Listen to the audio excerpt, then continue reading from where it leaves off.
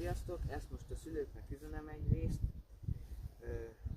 A kisgyereketeknek ne vegyetek még kukrint, inkább ilyen 25 km/h sollereket, ilyen kezdő kategóriás, mert hiába ír papír alapon 45 km/h, mert alattam kinyomja akár a 60-at,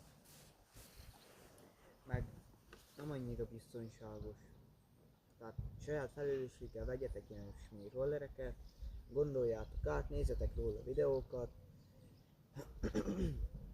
meg ha vesztek is ilyet, akkor csavarozzátok be az összes csavart, mielőtt használjátok, mert használat után egy idő múlva, hosszú távon vagy rövid távon kilazulnak a csavarok és nem veszitek észre, nagyobb bajok is történhetnek, mint hogyha becsavarozzátok. Másrészt, ha vesztek is ilyet, akkor tegyetek rá jobb féket, mert ilyesmi tempónál nem annyira megbízható ezek a fékek, mint ahogy látni, nem annyira fognak.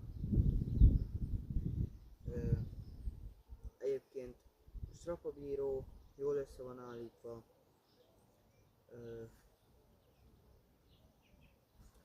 masszív egy roller, hogyha kukrint is vesztek, akkor